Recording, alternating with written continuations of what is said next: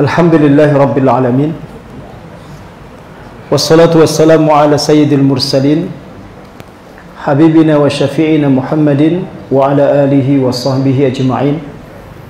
Asyhadu an la ilaha illallah wahdahu la syarika lah wa asyhadu anna Muhammadan abduhu wa rasuluhu la nabiyya wa la rasula ba'dah. Amma ba'du.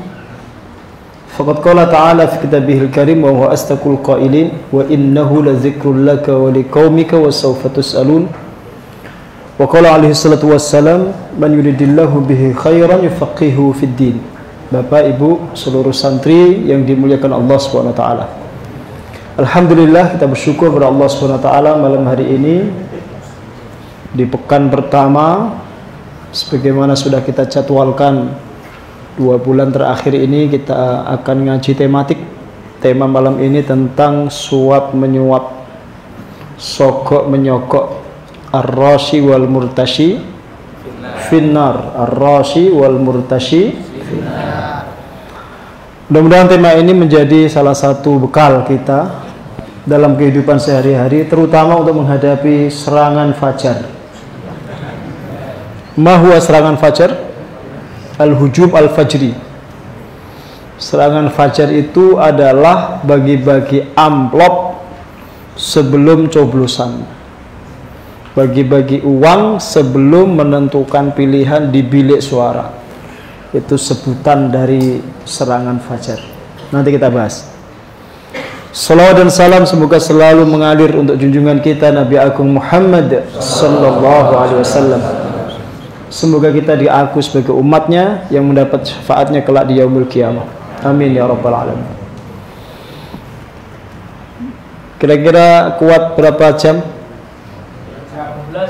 12. Sampai jam berapa?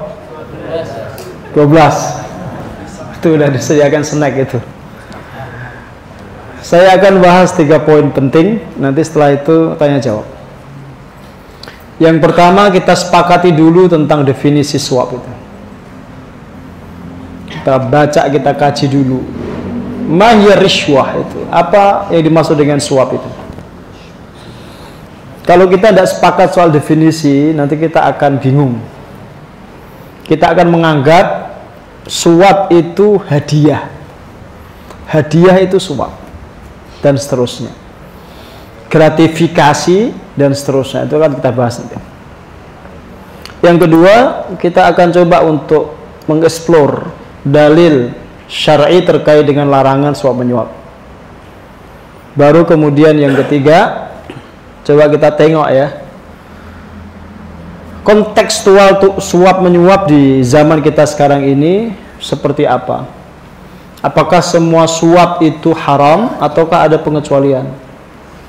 Nanti kita akan masuk di poin ketiga, taksimatur rishwah, pembagian suap menyuap itu. Saya tadi membaca satu kitab, selesai itu 100 halaman dari pagi tadi Pak ngajar sampai menjelang maghrib tadi jam 5. Ar-rishwah fi nadari syariah al-islamiyah wa atharuha fil mujtama'. Suap menyuap di dalam pandangan syariat Islam dan efeknya di masyarakat, di lingkungan masyarakat. Ini kitab cukup menarik ya. Sebenarnya disertasi doktoral itu perlu dibaca oleh santri. Itu 100 halaman tuh berapa jam kalau antum baca? Kalau fokus sebenarnya nggak sampai 2 jam, nggak sampai 2 jam antum selesai. Kalau fokus ya, asal nggak ada banyak gangguan. Nah, dibiasakan meskipun nanti antum sudah jadi muallim, jadi mudarris, tetap baca yang banyak. Mahya rishwah, apa rishwah itu? Apa yang dimaksud dengan suap itu? Kata rishwah itu bentuk masdar dari kata kerja itu, rosha yarshu. Yang makna aslinya itu adalah habl. Habl itu tali. Tali yang dipakai untuk menarik timba dari sumur. Itu rishwah. Makna harfiahnya begitu. Kalau dikaitkan dengan makna istilahi, definisi secara terminologi, maka akan ketemu pada poin bahwa ketika orang menjulurkan tangannya memberikan suap kepada pihak yang disuap, itu tujuan dia untuk mendapatkan sesuatu. Mirip seperti orang yang menjulurkan tali dengan timbanya ke dalam sumur. Tujuannya untuk mendapatkan apa? Mendapatkan air. Itu korelasi secara lugawi, secara bahasa. Sehingga ketika orang memberikan suap, itu tujuannya dia mendapatkan sesuatu. Entah itu jabatan, entah itu keuntungan duniawi, entah itu yang lain. Yang jelas dia punya kepentingan ketika dia memberi suap itu. Itu makna bahasanya. Sementara secara istilah, para ulama memberikan definisi dengan beberapa varian itu definisi. Ada yang mengatakan bahwa suap itu adalah al-atiyah, satu pemberian, li'ibtalil haqqi, untuk membatalkan hak, ya, atau mendapatkan wilayah kedudukan. Saya ulangin ya. Jadi salah satu definisi istilahi yang tadi saya baca dan mungkin cukup mudah difahami. Yang dimaksud dengan suap itu adalah al-atiyah, satu pemberian. Pemberian itu bisa materi, bisa kemudahan fasilitas, bisa jasa, bisa macam-macam lah. Yang jelas dia pemberian. Yang tujuannya itu li'ibtalil haq, untuk membatalkan hak. Atau untuk mendapatkan satu kedudukan. Itu suap. Saya kasih contoh. Ini sejarah, contohnya sejarah. Ada utusan yang ditugaskan Nabi untuk menarik zakat. Ada utusan, seorang laki-laki ditugaskan untuk menarik zakat. Terus ketika sampai di rumah Muzaki itu, Muzaki bilang, ini zakatku dan ini hadiah untukmu. Ini zakatku dan yang ini hadiah untukmu. Laki-laki itu sampai di Madinah menyatakan kepada para sahabat, hadza lakum wa hadza li uhdiyaliya. Ini bagian kalian, zakat maksudnya, sedangkan yang ini dihadiahkan untukku. Terus Rasul mendengar kalimat itu, tapi tidak langsung ditanggapi oleh Rasul. Rasul menunaikan sholat, ba'da sholat beliau naik mimbar, terus menyampaikan satu khutbah, satu ceramah.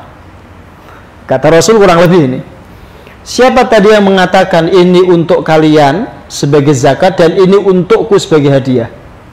Apakah kalau si fulan itu tidur di rumah bersama orang tuanya, dia akan mendapatkan hadiah itu? Bukankah dia mendapatkan hadiah itu karena kedudukannya atas penugasan dariku? Jadi meskipun orang tadi menyebut pemberiannya itu hadiah, tetap dalam pandangan Rasulullah itu suap. Paham cerita ini ya? Paham tidak ini ceritanya? Nggak paham? Diulangin. Ada seorang laki-laki diutus Nabi mengambil zakat. Setelah sampai di rumah Muzaki, Muzaki tahu ya? Orang yang bayar zakat itu loh.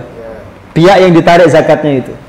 Muzaki bilang begini, ini zakatku, sementara ini hadiah untukmu.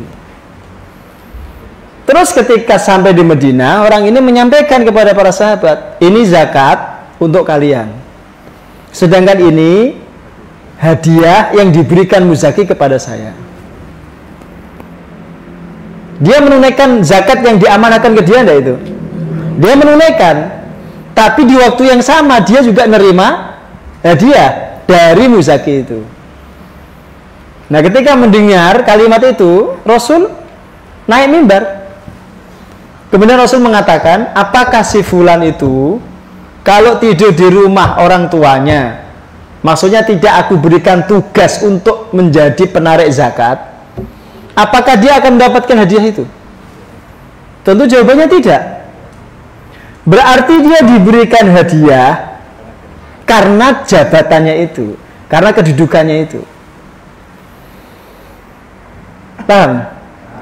Kira-kira ada nggak orang yang mau ngasih hadiah kalau Anda orang biasa, bukan pejabat?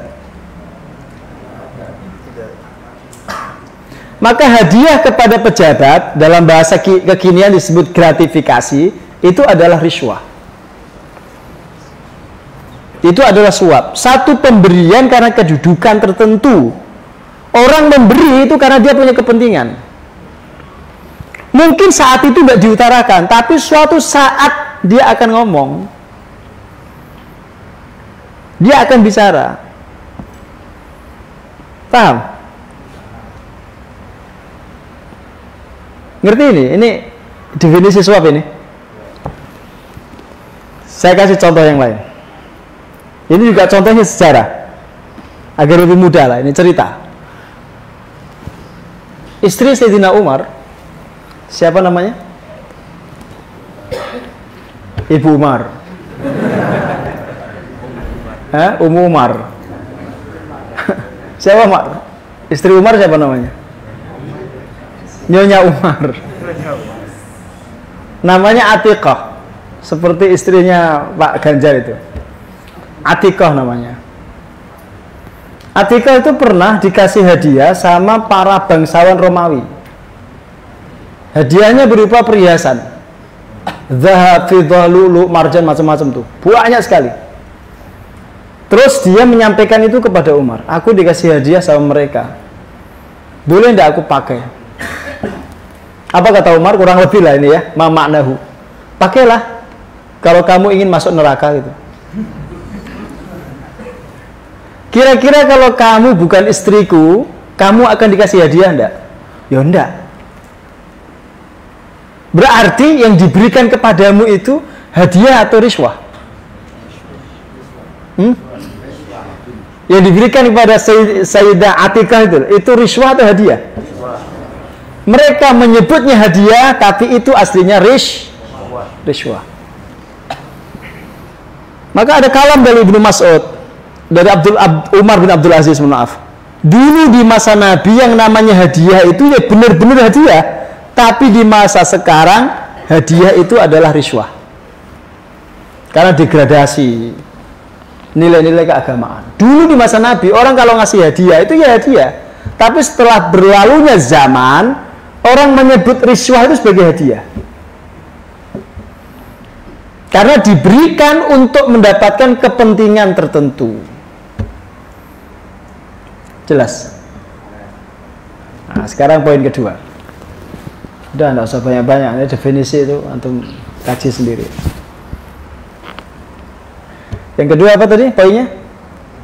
Dalil syar'i tentang riswah. Ada ceramah Ustadz menarik sekali itu di media sosial. Saya tidak tahu namanya siapa itu, tapi bagus itu ceramahnya. Dia bilang suap menyuap itu tidak dosa. Suap menyuap itu bukan dosa tadi. Wah, itu netizen langsung ramai, itu dasar Ustadz gemblung. Oh, dasar Ustadz sesat Al-Zaitun katanya. Dia nggak simak sampai terakhir. Ustadznya bilang gini, Ustadz, nanti cek di Instagram atau di Facebook. Suap menyuap itu bukan dosa. Enggak, bukan dosa. Enggak ada dalilnya. Kalau ada ustadz yang bilang suap menyuap itu dosa, itu ustadz amatir kata dia. Terus kata ustadznya ini, suap menyuap itu dalam hadis enggak disebut dosa, tetapi langsung masuk neraka. Karena ar-rashi wal murtashi langsung fin. Kalau dosa itu kamu bisa tobat. Kalau divonis langsung masuk neraka itu kamu nggak sempat tobat. Pokoknya kamu menyuap atau menerima suap, langsung ketika itu kamu masuk neraka. Nggak bisa ditobati. Masuk akal nggak itu?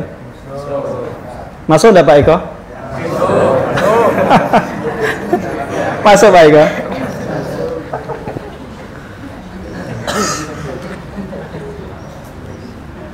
Dia jatuhnya minal kabair, termasuk dosa besar yang tata'allaq bihukukil adami, yang terkait dengan hak Bani Adam. Kalau dosa besar yang tidak terkait dengan hak Bani Adam, Anda tobat pasti diampuni. Saya katakan pasti. Jaminannya begitu. Tapi kalau dosa besar terkait dengan hakul adami, tobatnya gimana itu? Orang sudah kadung nyuap, dia dapat jabatan, terima gaji berbulan-bulan, bertahun-tahun, sudah jadi darah dan daging. Gimana tobatnya? Kaif ya nih? Kaif ya tubuh minad dzamb. Bagaimana dia bertobat dari dosanya itu? Gimana coba caranya? Sementara kadang-kadang dengan suap itu dia sudah membatalkan hak orang yang lebih layak. Maka pernah datang itu seorang kawan, 2 kali dia ke rumah saya itu, calon kepala sekolah. Dia sudah ujian, hasilnya bagus. Dia bilang, Pak Ustadz, untuk mendapatkan SK saya itu harus bayar 150 juta untuk mendapatkan SK kepala sekolah. Saya harus bayar 150 juta. Boleh tidak saya Pak Ustadz bayar itu untuk mendapatkan SK itu? Kalau tidak kamu bayar, kamu nggak dapat. Enggak, itu sudah dikasih ke orang lain nanti. Langsung hari ini juga dikasih itu ke orang lain. Saya bilang, kalau kamu membayar, kemudian setelah kamu jadi kepala sekolah, kamu cari balik modal nggak? Ya pasti ya Ustaz. Karena uang segitu bagi saya kan tidak sedikit. Terus piye caranya golek balik modal gue? Ya dengan berbagai cara. Oh ya berarti ya jangan, itu suap namanya. Tidak boleh itu. Lebih baik kamu jadi guru biasa, tidak jadi kepala sekolah. Yang penting hidupmu bahagia, nggak dikejar-kejar dosa. Terus balik. Terus tahun berikutnya, tahun atau 2 tahun berikutnya dia datang lagi. Yang kedua itu saya marahi karena pertanyaannya sama. Yang kedua itu saya marahi karena pertanyaannya sama, konteksnya sama. Cuma kalau dulu dia itu nomor 2 di ujiannya itu, yang ini nomor 1. Dia merasa dia lebih berat gitu loh. Nah nanti kita bahas di poin ketiga. Kalau konteks pertanyaan yang kedua ini, ya yang pertama tadi saya marahi karena ada orang yang nomor 1 hasil tesnya itu, dia nomor 2. Kira-kira yang layak jadi kepala sekolah yang nomor 1 yang nomor 2? Yang nomor 1. Karena hasil tesnya itu kan profesional itu, tidak bisa diintervensi. Jelas? Kita cek ada ayat yang membicarakan tabiat orang Yahudi. Sebenarnya suap menyuap itu kebiasaan orang Yahudi, bukan kebiasaan orang Islam. Bahkan orang Nasrani pun disebut tidak punya kebiasaan itu. Yang punya kebiasaan suap menyuap itu al-Yahud, la'natullah alaihim. Maka kalau kalian, naudzubillah, melakukan tindakan yang sama, kalian sedang meniti jalannya orang Yahudi, ya akan mendapatkan laknat yang sama. Maka Allah menceritakan kebiasaan orang Yahudi itu akaluna lisuhti, tapi sebelumnya disebut sama'una lil kadhibi akaluna lisuhti. Mereka gemar mendengar kata-kata dusta dan gemar memakan suap. Itu kata Hasan Al-Basri, kalimat yang sebenarnya di awal diakhirkan dan didahulukan. Ada takdim dan takhir. Mestinya akaluna lisuhti dulu, baru sama'una lil kadzib. Tapi oleh Quran dibalik. Orang Yahudi itu punya kebiasaan kalau mau memenangkan perkara itu nyuap hakim. Hakim kemudian makan suap itu. Setelah dia makan suap itu, dia mendengar semua kata-kata dusta dari para saksi palsu. Saksi-saksi palsu didatangkan, kemudian berbicara dengan dusta, dengan kebohongan, dengan data-data yang hoak itu. Berarti makan suap dulu atau mendengarkan dulu? Tapi Quran membalik kalimatnya. Sama'una lil kadhibi dulu, baru akaluna lisuhti. Dibalik oleh Quran. Padahal prosesnya hakim itu makan suap dulu, disuap dulu, dia terima uang, dia makan dulu, baru dia membenarkan yang salah, menyalahkan yang benar, memenangkan orang yang batil. Dengan cara tadi, menyimak saksi-saksi palsu itu yang sedang berbohong. Dan itu kebiasaan orang Yahudi, bukan orang Islam. Maka kalau kalian ngaku orang Islam, jangan melakukan itu. Maka di hadis Abu Hurairah itu Nabi mengatakan, la'anallahu ar-rashi wal murtashi fil hukmi. Allah melaknati orang yang menyuap dan yang disuap dalam urusan hukum. Ada satu tambahan di riwayat yang lain, war-ra'ish. Jadi selain rashi wal murtashi itu war-ra'ish. Ar-ra'ish itu orang yang nganter suapnya itu, yang menjadi perantara. Karena biasanya orang kalau mau menyuap hakim itu dia nggak datang sendiri, dia nyuruh orang. Dan biasanya hakim itu tidak mau dia menerima langsung dari yang nyuap. Nanti ketahuan yang berperkara, ketemu hakim itu kan nggak boleh. Paham? Maka dia ngutus orang gitu. Itu disebut dengan ra'ish, pakai shin. Perantara sampainya suap itu ke tangan hakim. Itu sama-sama dilaknati Allah. Kalau satu kejahatan sampai menyebabkan laknat Allah, itu kejahatan tingkat tinggi. Karena pelakunya disamakan dengan orang kafir. Maka sampai disebut ar-rashi wal murtashi finnar, itu nggak pakai prosedur, itu langsung finnar, nggak pakai prosedur, nggak ada hisab menghisab, itu langsung finnar gitu. Jelas? Nah, sekarang poin ketiga. Nanti tanya jawab. Santri boleh tanya. Kemarin saya ditanya Mas Fatih putra saya itu, kalau orang buat SIM kemudian nembak itu suap nggak bi? Orang buat SIM nembak tahu? Nggak pakai ujian terus dia dapat SIM. Itu suap nggak bi? Nah, nanti kalau nggak ada yang tanya nggak saya jawab, harus ada yang tanya nanti. Kalau nggak ada yang tanya nggak saya jawab itu karena perkara yang cerempet jurang itu. Poin ketiga adalah taksimat ar-rishwah, pembagian rishwah itu. Rishwah itu kata para ulama ada dua jenis. Jenis yang pertama yang disepakati keharamannya. Jenis kedua yang diperselisihkan. Jenis pertama itu adalah rishwah, suap menyuap yang dipakai untuk membatalkan hak. Anda nggak berhak, kemudian Anda menyuap, terus Anda mendapatkan hak itu. Tadi contohnya, ada orang ujian nggak lulus, ujian CPNS semuanya, dia nggak lulus, terus dia nyogok, dia dapat jabatan itu. Itu muttafaq ala tahrimihi, disepakati keharamannya. Tidak ada yang membenarkan itu. Semua ulama ijma itu tidak boleh. Itu rishwah yang muharramah. Jelas?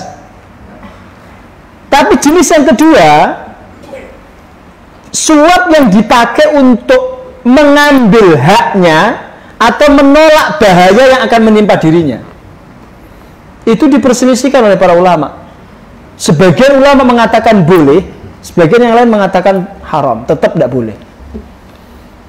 Contoh gini, Anda berperkara umpamanya di pengadilan tentang sepetak tanah. Tanah itu betul-betul milik Anda. Kalau Anda nggak menyuap hakim, Anda mesti kalah. Maka sebagian ulama mengatakan boleh melakukan suap dalam kondisi begitu, karena itu hak Anda. Anda sedang membeli hak Anda sendiri. Kalau Anda tidak menyuap hakim itu, Anda mesti kalah. Tanah itu menjadi milik orang lain yang dolim itu. Maka Anda saat itu diperbolehkan. Menurut sebagian ulama ya. Tapi Asy-Syaukani tetap mengatakan itu haram. Atau umpamanya, Anda dituduh melakukan kejahatan. Umpamanya lah, ada orang ketangkap, ini yang lagi viral kan Saiful Jamil itu. Ketangkap kasus narkoba itu kan. Lagi viral ini, dibahas di mana-mana itu. Seandainya ada si fulan tidak melakukan kejahatan, tapi kemudian dia dituduh melakukan kejahatan. Dia tidak melakukan kejahatan itu. Dia dituduh melakukan kejahatan. Dia akan dibebaskan kalau bayar. Kalau nggak bayar tetap masuk penjara. Itu menurut sebagian ulama dia boleh menyuap. Karena dia tidak melakukan kejahatan, tapi dituduh melakukan kejahatan. Tapi sebagian yang lain mengatakan tetap tidak boleh. Ya jalani aja itu. Hukuman itu nanti toh ada pengadilan di akhirat. Nanti kamu pasti akan mendapatkan hakmu di akhirat. Jelas? Ini pembagian suap. Nah sekarang pertanyaannya, bagi-bagi sembako atau amplop yang dilakukan oleh salah seorang caleg atau capres itu hukumnya apa? Saya ambilkan satu contoh. Gus Miftah bagi-bagi uang di Pamekasan, bagi-bagi duitnya. Setelah dia ceramah itu bagi-bagi duit. Terus yang di belakangnya ada yang masang gambar capres nomor 2. Itu hukumnya apa bagi-bagi duit itu? Itu sodakoh atau riswah? Hah? Ini karena sudah nyebut nama loh, ini harus jelas jawabnya ini. Itu sodakoh atau riswah? Tenan itu. Loh, dia Gus loh, kiai loh itu. Mosok finar. Loh, wah bahaya sebenarnya. Masa finar, kalau itu riswah kan finar toh? Wah, sus bahaya ini. Gimana itu? Nggak lihat pelakunya siapa. Yang penting dia melakukan tindakan itu finar itu.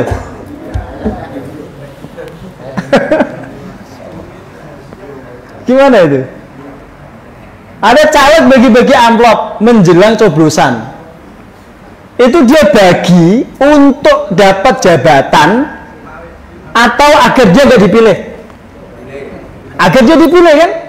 Untuk mendapatkan jabatan tak? Itu suap atau bukan? Suap, bontah. Maka dalam undang-undang pemilu pun itu disebut money politik. Itu politik uang dan terlarang secara konstitusi. Tidak boleh secara undang-undang. Kalau undang-undang saja mengharamkan, apalagi syariat itulah. Apalagi syariat. Maka saya mengkritik itu fatwanya Gus Baha yang mengatakan kalau Anda memberi uang kepada rakyat agar Anda terpilih dan Anda memang layak untuk dipilih, maka itu boleh. Itu salah, itu fatwa itu salah. Itu fatwa yang keliru, ya salah itu. Loh, kalau semua orang merasa dirinya layak, ya semua orang akan melakukan hal yang sama. Padahal semua orang merasa dirinya yang layak. Berarti suap menyuap menjadi halal itu. Paham? Yang kedua, sudah ada undang-undang. Yang namanya undang-undang itu kesepakatan seluruh anak bangsa yang diwakili oleh anggota DPR. Undang-undang itu menyatakan politik uang itu terlarang. Wal muslimun ala syurutihim, orang Islam itu memegang teguh kesepakatan-kesepakatan itu. Sehingga ketika sesuatu sudah menjadi undang-undang, Anda harus jalankan itu dan Anda hormati. Tidak boleh kemudian ada fatwa yang menentang undang-undang itu. Sekalipun dari kiai sekalipun. Tidak boleh, tetap tidak boleh. Paham? Berarti fatwa itu salah. Itu fatwa itu banyak dipotong videonya, disebarkan kemana-mana. menjadi pembenaran bagi sebagian caleg atau capres itu untuk memberikan politik uang itu, untuk memberikan uang politik itu. Dan itu kejahatan, tidak boleh. Yang merusak politik Indonesia seperti itu. Maka berhati-hati, jadi kiai itu hati-hati. Nggak boleh sembarangan mengeluarkan fatwa itu. Anda mendukung orang, Anda yakini orang ini memang layak. Terus Anda mengatakan, ya bolehlah, Anda itu membeli kebenaran gitu. Ya, semua orang kan merasa begitu, karena semua calon itu juga didukung oleh para kiai. Kan gak cuma satu yang didukung. Coba ini lihat. Capres ini ya, nomor 1 didukung kiai enggak? Ya. Didukung. Nomor 2 didukung kiai ya? Ya. Nomor 3 ya. Semua didukung kiai, semua punya fatwa, semua merasa dia paling layak. Berarti semua membolehkan suap. Kacau itu. Itu biang kerok korupsi Indonesia ya begitu. Ambiar. Paham? Nah, sehingga yang dilakukan oleh Gus Miftah itu ya jelas salah. Meskipun dia berkelat-kelit ya, dia mengatakan itu adalah sedekah. Sedekah politik itu ya suap. Yang namanya sedekah politik itu ya suap. Tetap salah sampean itu. Tadi saya barusan baca, Bawaslu Pamekasan sudah menetapkan itu termasuk pelanggaran pidana pemilu. Barusan saya baca tadi. Sudah dinyatakan itu pelanggaran pidana pemilu. Dan yang bersangkutan akan dipanggil ke Pamekasan itu untuk klarifikasi. Gitu ya. Nah, sekarang pengen jawab. Wallahu a'lam bishawab. Silakan langsung saja dari Bapak dari Ibu sekalian. Ya Allah. Monggo, Pak. Monggo Pak, silakan langsung. Assalamualaikum warahmatullahi wabarakatuh. Waalaikumsalam. Assalamualaikum.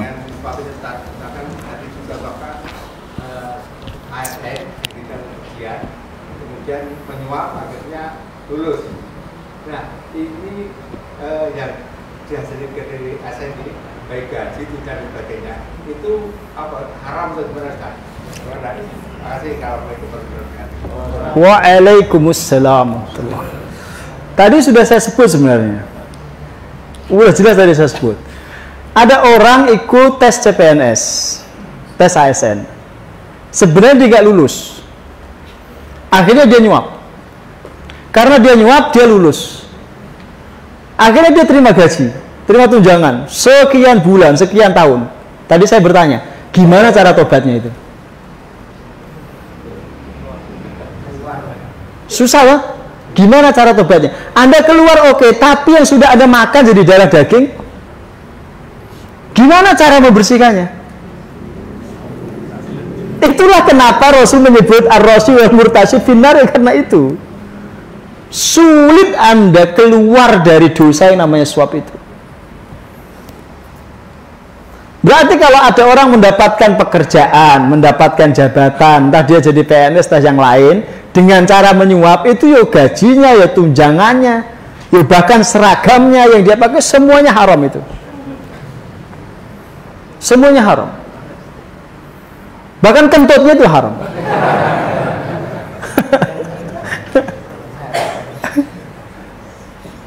Ya. Karena cara dia sejak awal itu sudah menentang syariat, bertentangan dengan syariat.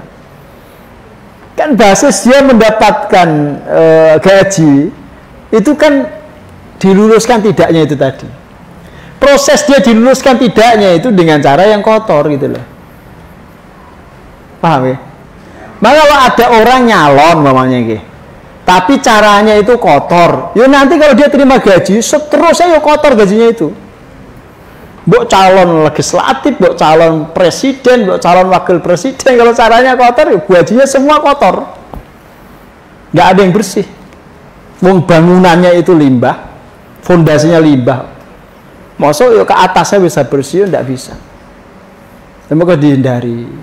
Lebih baik Anda jadi orang biasa, nggak punya pangkat, nggak punya jabatan, nggak jadi PNS, tapi Anda akan diringankan hisapnya di akhirat. Begitu Pak ya? Oke, monggo. Monggo Mas.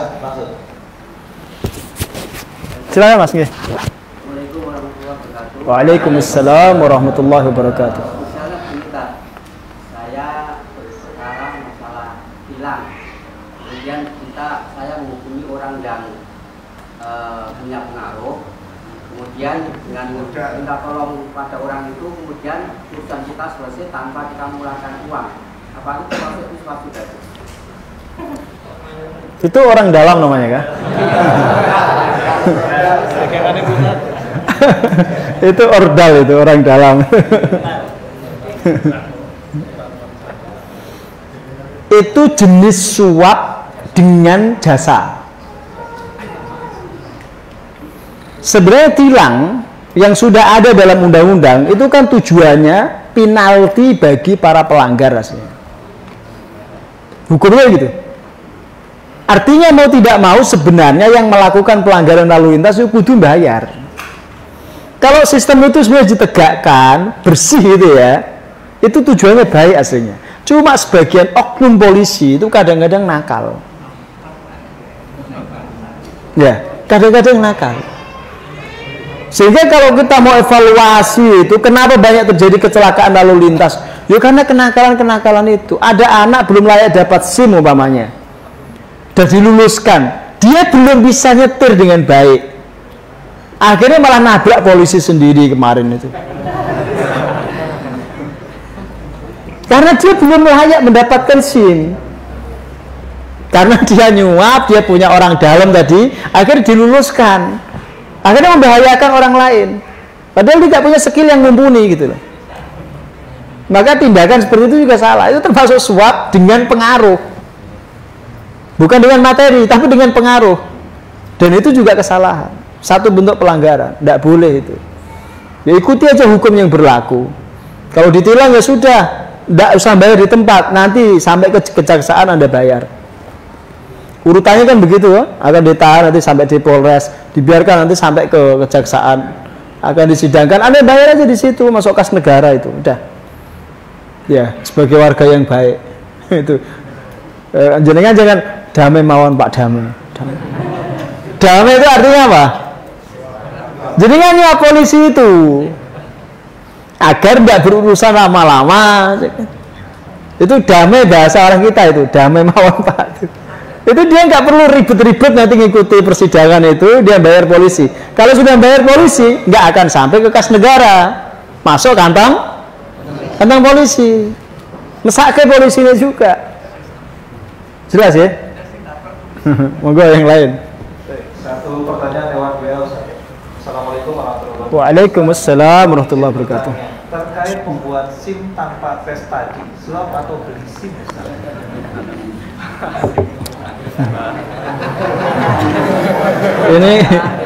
ini ketua nih. Pertanyaannya ini orang banyak kayak gitu. Kemarin di kelas juga saya jelaskan sebenarnya. Sistem kita dalam mengurus SIM, nun sewu ya Pak Polisi ya, nun sewu. Ini kalau ada yang hadir Pak Polisi, nun sewu. Ini kritik mau. Sistem kita untuk mendapatkan SIM itu memang sistem yang aslinya kurang fair. Karena SIM yang naik motor itu loh, karena nggak ada ceritanya jalan bentuknya angka 8 tuh nggak ada. Sopo apa pemenang Alpan ujian orang mungkin lulus karena bodinya mesti nyenggol kanan kiri mesti nyenggol.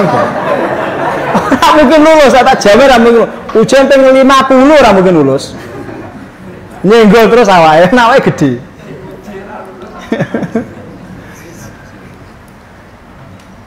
Saya kemarin jawab waktu di kelas ya, masih ingat?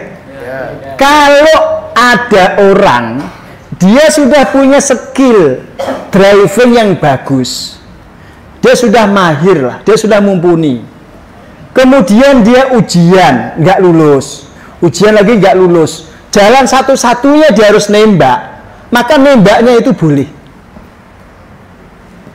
karena ujiannya ini sih nggak kena, bukan skillnya dia yang bermasalah, dia skillnya bagus. Dia sudah ngerti aturan-aturan lalu lintas. Dia juga punya adab yang baik. Tapi karena ujiannya model begitu, berkali-kali dia nggak lulus, maka dia boleh nyuap. Jelas? Maka ada profesor di UIN Malang itu ikut ujian SIM motor, dia lihat angka 8, dia starter motornya, terus dia tuntun, enggak dia naiki, ditanya sama polisi, loh Prof, kok dituntun motornya? Apa dia bilang? Saya kalau ketemu jalan begini tetap tak tuntun loh mas. Gak mungkin tak naiki, gak mungkin saya naiki. Oh, so ada jalan kayak gini mas, oh no, kita jalan kayak gini. Akhirnya dituntun dia sampai selesai. Polisinya geleng-geleng, diluluskan nggak itu?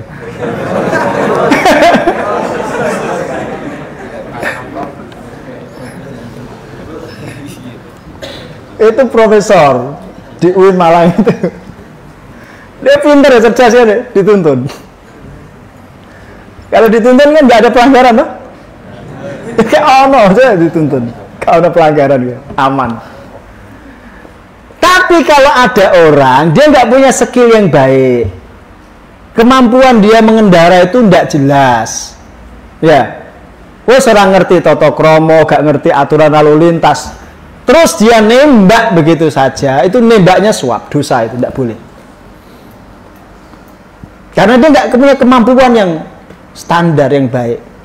Dia nembak itu, nembaknya itu akan mencelakakan banyak orang, membahayakan banyak orang. Dan itu yang sering terjadi di jalan gitu. Ya, makanya polisi-polisi itu ya kudu perlu melakukan evaluasi. Harusnya ketika orang mau ngurus SIM itu lebih banyak dikenalkan aturan-aturan lalu lintas, kemudian betul-betul dilihat skillnya secara normal.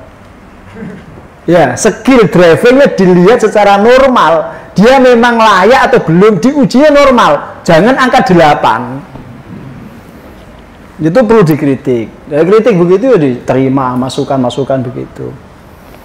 Gitu ya. Jelas. Tadi pertanyaan tadi, udah ya? Jelas ya. Jadi ada yang boleh, ada yang nggak boleh, tergantung kondisinya masing-masing. Wallahu a'lam bishawab. Silakan dari jamaah, ada lagi? Monggo sana Pak itu. Masalah ini apa uang tip sama transport. Apa itu?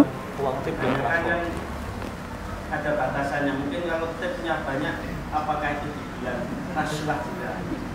Atau kalau zaman sekarang apa pilek itu apa pilek itu kan bilangnya itu bukan supaya dia dapat ini enggak disuruh untuk memilih saya akan memilih itu, tapi oleh ini beli namanya transport, apa itu juga termasuk suap? Nah itu batasannya suap itu seberapa, atau mungkin ada besar kecilnya itu ada apa? Nah oke, suap nak sidik transport. Ape.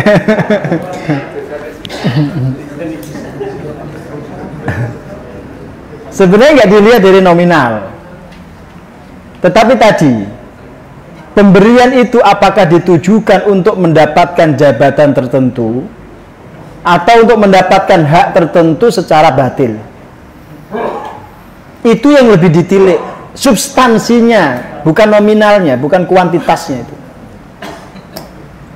Karena caleg itu masing-masing punya kekuatan finansial yang berbeda-beda. Ada yang kuat bayari per kepala itu 150, ada yang kuatnya 100, ada yang kuatnya 50, ada yang kuatnya 20.000. Nah, kalau dia nyuap memberikan tips atau transport tujuannya agar dia dipilih, ya tetap itu suap. Besar kecilnya nggak berpengaruh, tetap itu istilah dia kan dihaluskan. Niki transport tinggi mangkat teng TPS. Niki mboten suap, Pak. Niki transport jenengan mawon. Ganti bensin istilahnya. Lah gitu? Itu bahasa penghalusan dari suap.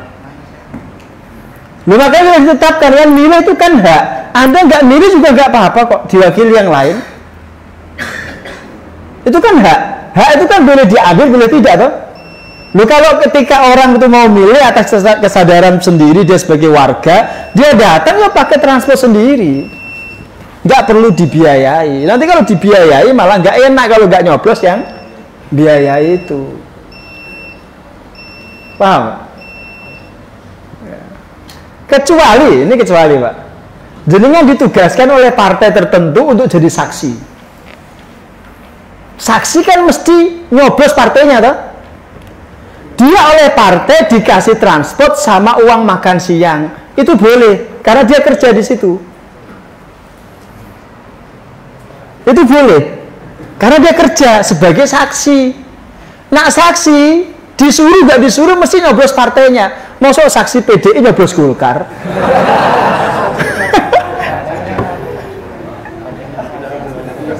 Ya gak nyambung loh. Mestinya nyoblos PDI. Tanpa disuruh pun mesti nyoblos PDI, mesti. Lah dia di situ dikasih transport, dikasih uang makan siang itu karena dia kerja sebagai saksi. Jadi saksi sebagai pekerjaan. Bukan suap itu. Tapi kalau jenengan pemilih kok disangon ini kok suap. Dibeli suara jenengan 50.000 untuk 5 tahun. Coba aja dibagi itu 50.000 dibagi 5 tahun. 5 kali 365 hari itu berapa? Bagi 50 tadi. Berarti sehari dihargai berapa jenengan? Rendah sekali suara jenengan itu. Maka orang yang nyuap itu, mohon maaf, disebut pelacur politik. Disebutnya begitu. Dia memurahkan harga pilihan rakyat itu dengan uang. Direndahkan itu rakyat itu. Makanya kalau orang itu punya gagasan, punya program yang bagus, dia percaya diri dengan kemampuannya, nggak mungkin dia nyuap rakyat. Nggak mungkin. Orang yang melakukan suap itu biasanya karena dia nggak terlalu percaya diri dengan kemampuan dia. Khawatir nggak terpilih, maka dia nyuap itu. Jelas Pak ya? Santri ada yang tanya? Ya silakan. Misalnya ada orang mau melamar seorang wanita, kemudian Terus saat ta'aruf itu dia ingin memberikan hadiah, apakah itu termasuk? ada seorang laki-laki mau melamar seorang wanita. Ketika ta'aruf dia ngasih hadiah. Apakah hadiah itu termasuk riswah? Ini pertanyaan santri modelnya begini Pak. Beda kan kalau pertanyaan jenengan kan politik abot-abot kan. Santri ora, pertanyaannya romantis. Pertanyaannya soal rumah tangga. Urusan rumah tangga. Hadiah seorang laki-laki kepada calon, ya, kepada calon atau seorang wanita yang tidak dikhitbah itu bukan riswah. Tidak. Itu hadiah yang boleh. Apalagi kalau diniati untuk menghormati keluarga wanita itu. Menghormati orang tua, menghormati ayahanda atau ibunda wanita itu boleh. Itu dalam bahasa kita itu oleh-oleh. Tali asih. Boleh itu. Karena tidak ada kaitan sama sekali dengan jabatan atau ngambil hak tertentu. Kecuali kalau yang melamar wanita itu banyak. Dilamar 10 orang. Terus diterima hadiah apa iki? Saya paling gede kok diterima. Itu kecuali. Tapi kalau yang melamar cuma dia, ya itu namanya tali asih. Boleh itu, halal, tidak masalah itu. Ya, meskipun dia punya harapan lamarannya diterima, tidak apa-apa. Itu harapan yang baik, nggak masalah. Ya mudah-mudahan berjodoh. Ya kan? Gitu Mar ya. Tapi kalau ngasih hadiah yang ikhlas. Maksudnya gini, kalau ditolak yuk jangan marah, tak ambil lagi. Itu namanya gak ikhlas. Itu namanya gak ikhlas. Pokoknya kalau ngasih hadiah, namanya hadiah ya, kudu ikhlas itu loh. Betul-betul ikhlas. Kalau nggak diterima ya sudah, nggak masalah. Itu niati aja kan, betul ngasih hadiah biar jadi pahala. Tapi kalau nggak diterima terus diminta lagi itu namanya nggak ikhlas. Itu kayak model caleg gitu loh. Ya ngasih karpet ke masjid, dia nggak terpilih, akhirnya karpetnya diminta lagi. Kalau ngasih semen ke pondok, semennya dipakai ngecor, jaluk minta kembali gimana caranya? Ya repot tuh. Kalau musim-musim seperti ini Ini nasihat saya untuk pondok-pondok ya. Sebaiknya pondok-pondok itu jangan nerima uang dari politisi. Terutama yang sedang nyalek-nyalek itu jangan. Repot. Nanti kalau politisinya nggak ikhlas itu bahaya. Ya dia nggak jadi terus diminta lagi itu, wah kiainya mumet itu asli. Balik ke piye, balik kiai utangnya ya oke. Gue bangun pondok kan utangnya oke, mumet ini. Gitu. Jelas ya? Wallahu a'lam bishawab. Masih ada? Satu lagi Ustaz lewat WA. Pertanyaannya, memberikan sesuatu untuk ustadz atau ustazah sebagai tanda terima kasih boleh atau tidak Ustaz?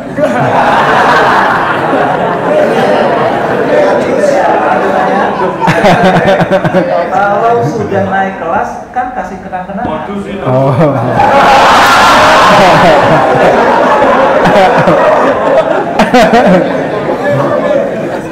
Ini harus dibedakan ya. Ustadz yang formal atau yang non formal. Kalau ustadz non formal umpamanya ngajar TPA gitu. Terus santrinya ngasih hadiah ke ustadzahnya. Ya boleh. Karena itu sekolah non formal kok. Ora ono ranking-rankingan, ora ono naik-naik kelasan. Pokoknya itu ngajar ngaji, dia pengen anaknya bisa baca Quran gitu. Boleh. Atau nanti jadi mubalik terus dikasih hadiah jamaah ya boleh. Pak Ustadz ini hadiah untuk jenengan. Apa Pak? Ini loh Pak, mobil ini sudah nggak terpakai di rumah. Alphard ini di rumah saya ada 12 Pak. Ambil satu Pak. Betul. Itu boleh itu biar ustadznya lancar perjalanannya boleh. Nggak masalah. Misalnya ustadznya Xenia mobilnya guys. Diganti ya Alphard harus jamaah. Masuk kalah dari guru biologi kan, mobilnya R3. Itu boleh, karena ustaznya ustadz non formal itu.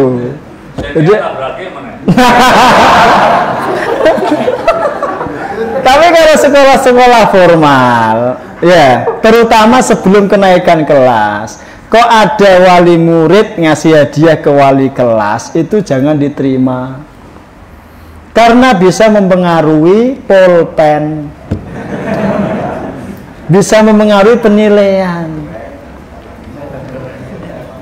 Itu kalau seandainya wali kelasnya nggak tetek hati nih, nggak tetek ya, bocah ini asli nilainya piro? 6, 5. Nilainya aslinya 5 atau 4 gitu ya. Gara-gara dikasih hadiah orang tuanya, jadi 9,5.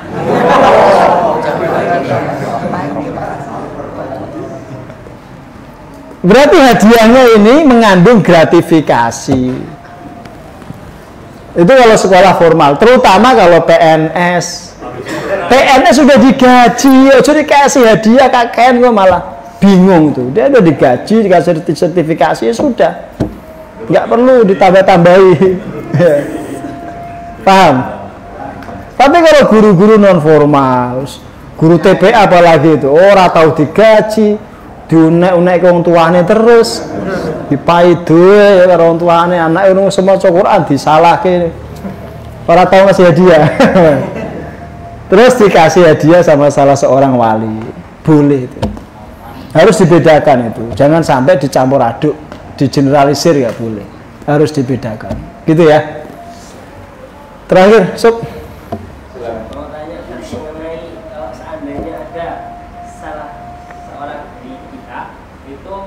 mendapatkan tugas dari sebuah partai untuk memasang misalnya baliho itu terus dikasih uang masuk transfer. Itu pekerjaan itu. Kamu disuruh masang baliho, ya kan? 10 titik dikasih 10 juta.